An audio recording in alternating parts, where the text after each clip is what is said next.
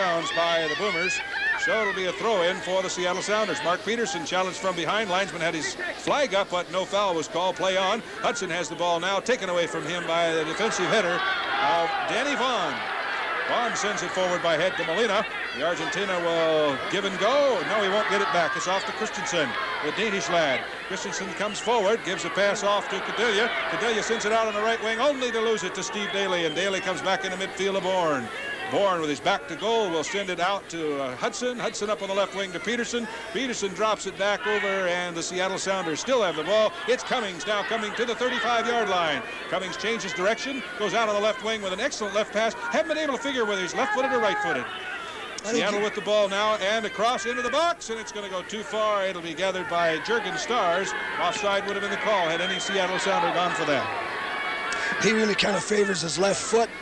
And we just got the attendance figure, 10,748. That's not a bad Sunday afternoon crowd. That's a great crowd for Calgary, who are just getting acquainted with the world's most popular sport.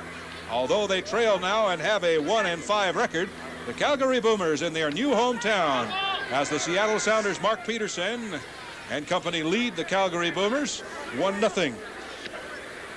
I think it'll be up to Seattle now to set a pace in this game, David, because Calgary's going to get more and more. A collision with Steve Daly and the goalkeeper. Jurgen Stars came out of goals and collided with Daly. Daly slowly getting up. He really had a collision as goalkeeper Stars came out of goals and could not touch the ball by hand. So instead, took the ball on the run by head. And at the same time, collided with Steve Daly. Now up in the attack, third of the field. The Boomers have the ball kicked away into midfield by Roy Greaves. Greaves gets it forward to Jeff Bourne. Bourne comes through the midfield. Now push it out on the right wing to Mark Peterson, who's moved out to the wing. He was playing in the middle earlier. Peterson fakes right, comes to his left-footed shot, gathered by a drop, but picked up again by Stars. That'll give a great deal of confidence to a player like Mark Peterson. That was an excellent one-on move, and that really took a nice little fake. The goalkeeper on that header that you described, as we see an offside take place, with Mr. Cadallia getting too anxious. Seattle's pulling a little of the Boomers' trap here. Not characteristic of Seattle, except they'll use it whenever it's on. But that collision with Steve Daly and the goalkeeper was really a shoulder to eyebrow. Maybe Steve Daly will have a little welt on that after the match. Seattle Sounders have the ball back in the defensive third of the field. The score, Seattle 1, Calgary 0, allowing us with the ball in midfield. At least in a moment, we'll be pausing for station identification. Let's do so now with Seattle out in front. We'll pause 10 seconds for station identification. This is Seattle Sounders Soccer.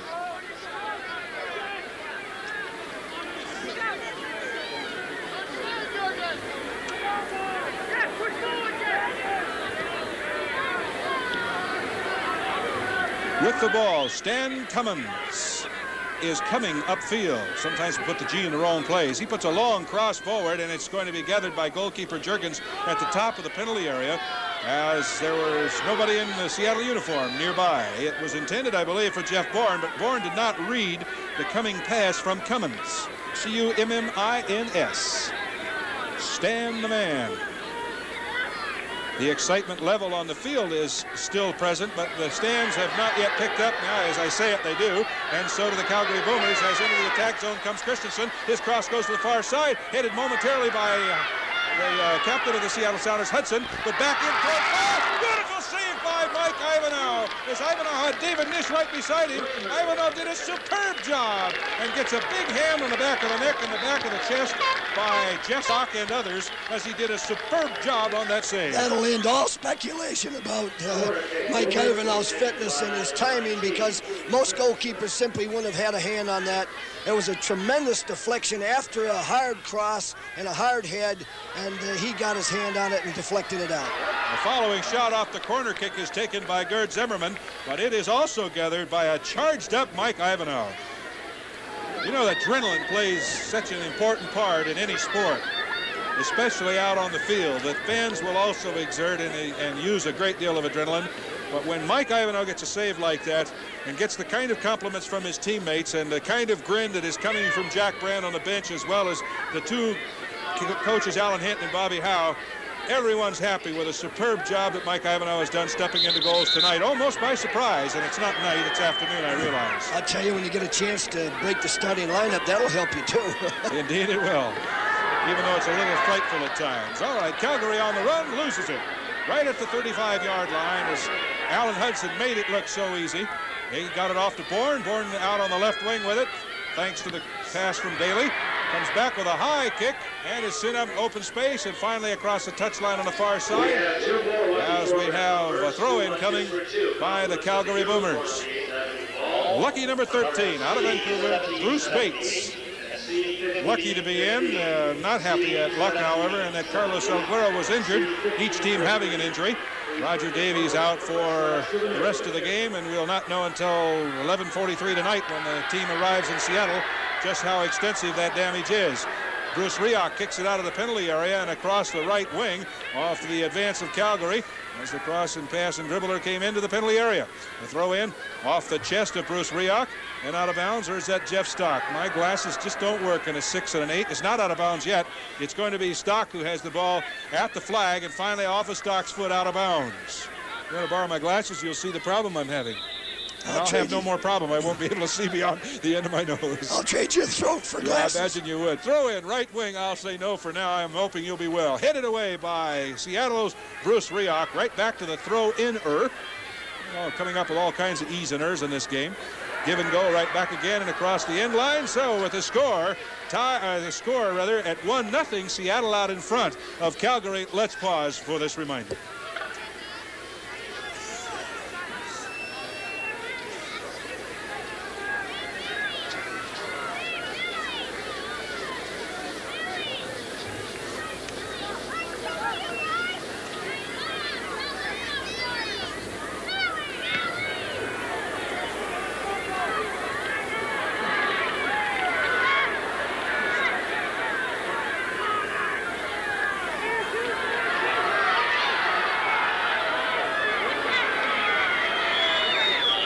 This half brought to you by Seattle First National Bank. For something new in banking, look for it first at Seattle First. And don't forget to use your Sounder ticket stubs for a free pitcher of Coke when you buy a 12-inch or larger pizza at Pizza Haven.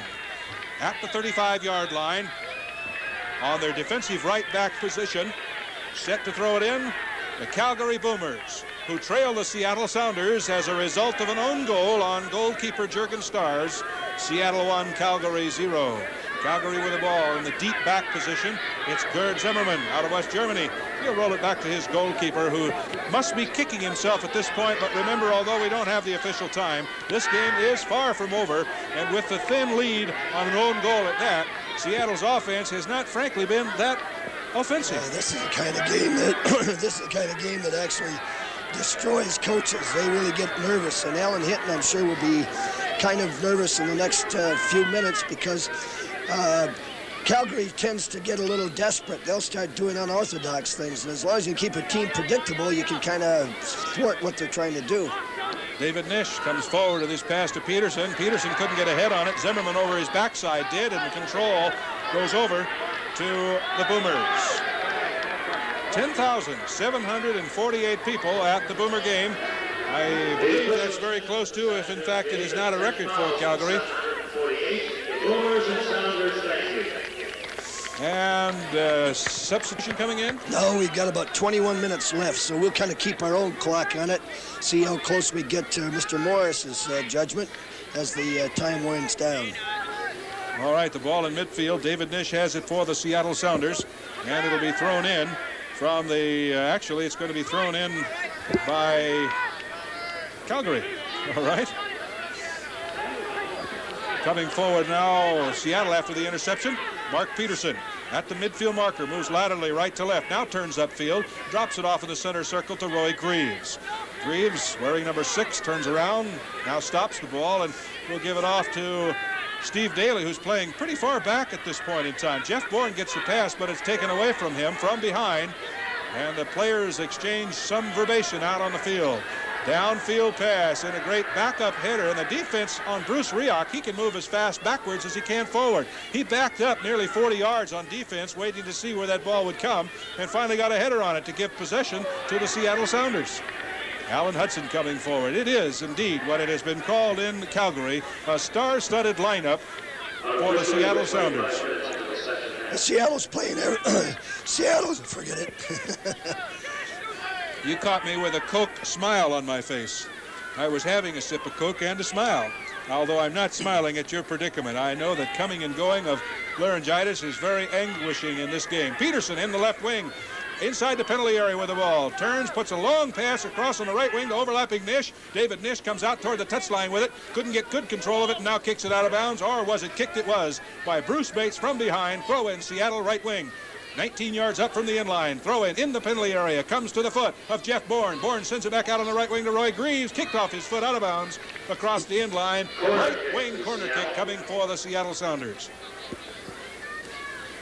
In the first half of play in the corners department, Seattle had but 2 while Calgary had 4. Here in the second half, Seattle's corner, one of their infrequent ones, but this is such a dangerous play, especially for the Seattle side, as they are a set team type or set play type team. Out in front of goals, Jurgen Stars does a superb job out in front of his own goal area as he gathers the ball off of an expert cross. Now sends it up on the left wing, finally to Ponce. Ponce being marked very closely, in fact too closely to get around him, by Bruce Rioch. And Rioch hustles to the next ball controller, and that is Danny Vaughn, who shot as wide of goals to the right, out of bounds. We have a player down, a Seattle Sounder player named Jeff Stock, who has gone across the end line at the opposite end of the field, holding or limping actually on his right leg, and John Anderson is on the run. Seattle will play him in short for a few moments. Yeah, that's right, Dave. And if he doesn't get back, we'll have an interesting little blend here as far as North Americans, so that would mean Al Trost. Al Trost would have to come in the match, and we'd look for a switch to defense in this case. Probably Steve Daly would go back in defense, and Al would play the midfield. Well, we see across the way Captain America, the real one, Al Trost, who is warming up. And, of course, Al Miller on the near side knows that young man from seasons past, as Al Trost has been the captain of the American side more than any other soccer player in the United States of America, and thus the name since 1975 of Captain America. There's a new one on the horizon now, being trying to get known by Al's title, but Al Trost is the real Captain America. The way Jeff Stock is running, it looks like he's got a hip pointer, which is a very, very painful injury. And even though he's running with a little fuller stride now, I think probably that's what happened to him on the collision, and he probably will have to retire. Right now, Calgary has the ball. Stock is up. He is moving. And across into the box, knocked away by Jeff Stock. He got back fast. And it's going to be on the head. Oh, bumping into the referee. Cummins loses the ball. Calgary, and down inside the penalty area. By Roy Greaves, he's outside the penalty area on the trip. The referee says no, it's inside the penalty area. So, although Roy Greaves maintains it was 2 or 3 yards shy where the trip took place, the penalty kick is going to follow. Well, no doubt about it, he fell inside the net. But I still believe that his feet were outside the line when he first made his move. And little Stan Cummins and Captain Alan Hudson are debating violently. Jeff Bourne is being told by Mr. Morris to get out of the box. This is one of those things that can turn the tide of a game, where the decision of the official can change the complexion of the game, as Garrett Zimmerman, that handsome dog with the mustache and the curly hair, the giant number 2 is back. We saw the second goal by Vancouver last week as a gift. Now we see getting up Garrett Zimmerman to see whether or not he can collect his gift. Slightly to the right of center, goalkeeper Mike Ivanhoe has a tremendous challenge coming. Zimmerman at 6'1", 190 pounds, takes a shot, save! Oh, Mike Ivanhoe has saved! A fabulous move by Mike Ivanhoe. And look at Jeff Stock crawl all over him and congratulate him. Mark Peterson with a tap of congratulations. Superb shot and a great save by Mike Ivanhoe. It's a right guess, but now Seattle must be right there. They can't be dreaming about that. They've got to defend hardly right here. They can sneak one in. Corner kick coming, left wing, comes to the near post, headed away by Rioch. And Seattle continues their lead of 1-0, and Ivanhoe has really arisen to the occasion. You're right, he did make a right guess, but I believe that he knows Garrett Zimmerman, as Zimmerman's been around a while, a West German, and Mike is a student of the game. and he likes to go to the left corner. So therefore, Ivanov moved to his right and did a good job of saving. As he does so now, no, he'll watch the ball go high over his head. It'll be a goal kick for the Seattle Sounders, and we'll continue with Seattle Sounders soccer action from Calgary, with Seattle leading 1-0 right after this. Winners C0390, C0390, C0410, C0410, and C0294. C0294. All winners have been before. Mexican Village and Restaurant from the program to the West Side City.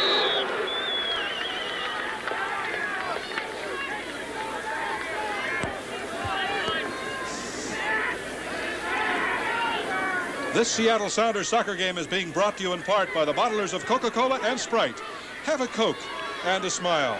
Bruce Rioch collects the ball off of the offensive thrust of the Calgary Boomers and sends it all the way booming out of bounds. It'll be a throw-in in midfield for Calgary. You know, I think that Mike Ivanov must have been watching a lot of soccer made in Germany, because Gerd did put it there and he guessed right.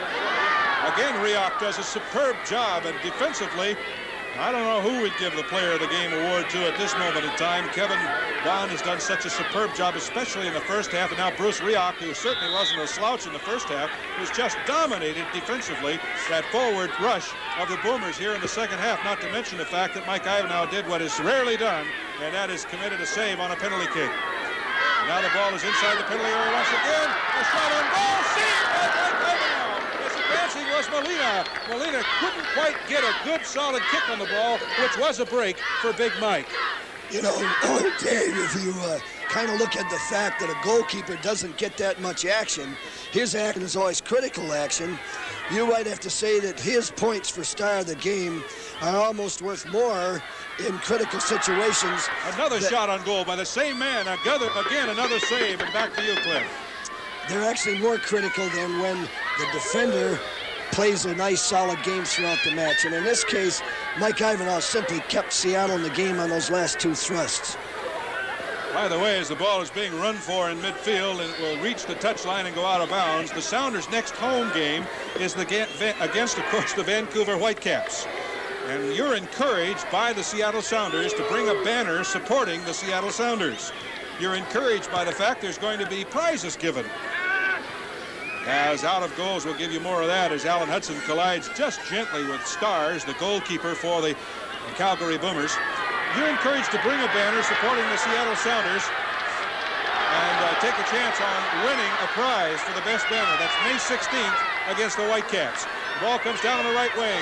A header out in front of goals. Molina again tries to take the shot, does so. Oh, just inches wide of goals. Molina is down. I believe the goal mouth was covered by Kevin Bond, but there are two Seattle Sounder players down and one Calgary Boomer.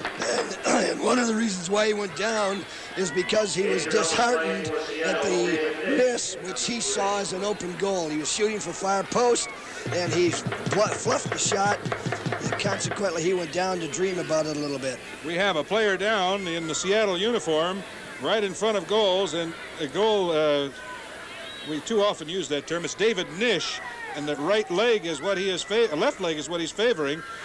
And John Anderson has taken him across the end line to allow some time to happen before a potential substitution. And of course, when David or any other player goes out, David having had a recent leg injury, we watch very, very closely. You know, as we watched that shot being taken, it looked to me as if we had a hand saved by Ivanov. If that had been the case, as we see a substitution coming on as Sean Elliott.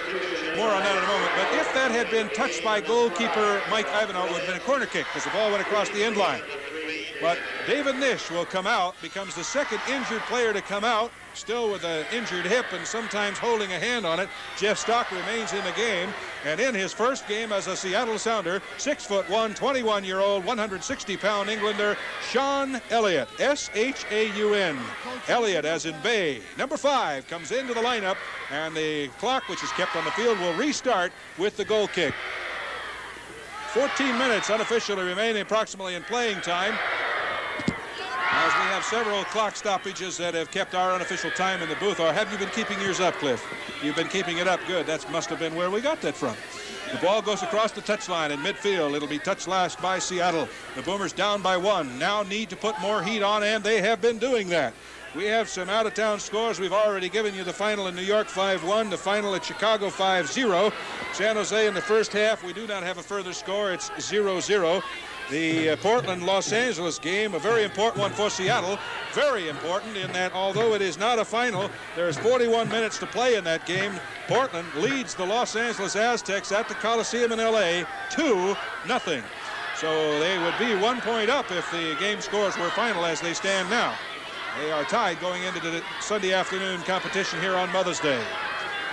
78:30 was the time that Elliott came in, therefore the time of David Nish's injury. Out in the right wing, across into the box by Calgary, headed away again by Kevin Bond. Bond, a follow-up shot, hits the post! Oh, Kurt Zimmerman had a shot on that ball. It hit the right post and is all the way back out in midfield as Seattle has the free kick coming as a result of the penalty. Well, he gets that from the own. I'm with you, man. Forget it. The shot was taken, and it is touched or just barely through the hands, but touched the post nevertheless and came back out into midfield. It looked like it may have touched the hands of Mike Ivanhoe, bounced back into midfield, sent back to him once again, and he puts a high kick into midfield. A lot of adrenaline behind that kick. Now out on the left wing, going hard to open space for the ball is Bruce Bates. Bates at the touchline, inside the 35-yard line, turns toward the middle of the field, drops it back at the 35-yard line to Jorgen Christensen. Christensen comes forward, passes it beautifully to Alan Hudson. Wrong team. Hudson comes forward, off to Bourne. Bourne's into the attack, third now with a pass to Huddy. Huddy has to come back to get it. Give and go to himself. Oh, great move by Huddy as he got completely around Christensen. Huddy comes back into midfield, now rolls it out on the right side to Roy Greaves. Greaves goes across the touchline with it. It'll be a throw-in on the right side for Crimmins. Well, Crimmins throws it in, and Seattle gets it right back again. Seattle protecting a 1-goal lead on an own goal scored by Jurgen Stars, the goalkeeper for Calgary. And at this point, leading 1-0 over Calgary. We're in a tie. Seattle was with Portland. They lead over Los Angeles in the second half by 2-0. So it'll be one to watch. And we may not have the time in that game started later than our game in lieu of the time difference. We may not be able to give you a final score on that here this afternoon on our broadcast. Coming forward on the run now comes Helmut Krimmers. West German, he'll send it out on the right side in midfield with the lead, or I should say with the trailing situation at their feet. Now with a lot of pressure, the Boomers move up on the right wing, all the way to the end line and across the end line as Gerd Zimmerman found the defense of Jeff Stock just too much to handle. And the ball went across the touchline on the far side. Stock gives a hand signal to the linesman that says, I don't agree with your call, but I believe it's going to be the referee and the linesman that now will have a conversation. And it's going to be set up for a goal kick by Rioch, and now Rioch, disagreeing with the call, will roll it out of bounds, and the referee is going to stop his clock. We have just around 9 minutes of playing time remaining. And, you know, each team in the professional sports tries to find a mascot. In this town, they found one built like me. The Big Boomer. He's a big fella. Handsome, though. Handsome fella. Ugly, too. I know he's handsome. Free kick now awarded out on the right wing. Holding is the call against Seattle to be taken just outside the penalty area. Going to the far post. Two Seattle Sounders get a header on it. Now a third. Roy Greaves puts it to the foot of Seattle Sounders. Cummins. Cummins comes forward across the midfield marker. Oh, beautiful run to Stock. Oh, tripping is going to have to go, but a shot taken. Oh, it's wide. Peterson got tripped by the goalkeeper. He got a pass away on the right side to Sean Elliott. Elliott takes his first shot as a Seattle Sounder, and it's wide of the goal mouth. Just seconds wide, or inches wide, centimeters wide. Peterson went down on the trip, and a left-footed shot was taken by Sean Elliott, and it was just centimeters wide to the right. The ball back in midfield now. No foul was called, and it's going to be Seattle's goals, or Seattle's lead that is still being protected by Seattle. Seattle out across at the left wing, right at the touchline. Peterson couldn't keep it in. He kept the ball in, and he dropped. And now the whistle blows. The referee is going to say it's a goal kick. He rules that Peterson touched it while his body was out of bounds. Linesman across the way helping him on that call. So it'll be a goal kick for the Calgary Boomers and Seattle Sounders soccer action from McMahon Stadium will continue with the Seattle Sounders leading 1-0.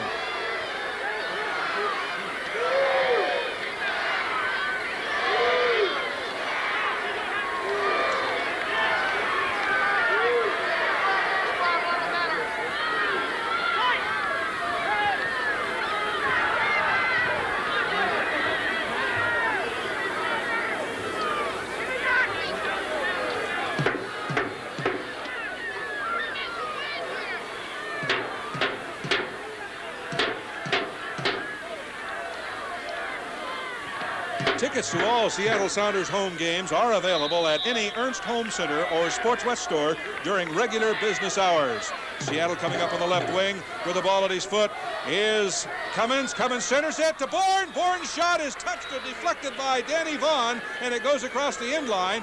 At least it looked like it may have been, but I believe the ball is going to be called all the way back as a result of an earlier infraction of the rules. Although the shot took place by Bourne, it was just slightly touched, or at least distraction took place enough to allow Bourne's shot that would not have counted to go wide of goals, because a free kick has been given 30 yards up from the end line on the left wing, just in the attack third. Free kick is taken, and it's off to the foot of Daly. Daly runs up on the left wing, double team. He can't get back to the ball. It goes across the end line. Obstruction will be the call. Free kick, Seattle out on the left wing, 10 yards up from the end line. Make that 15.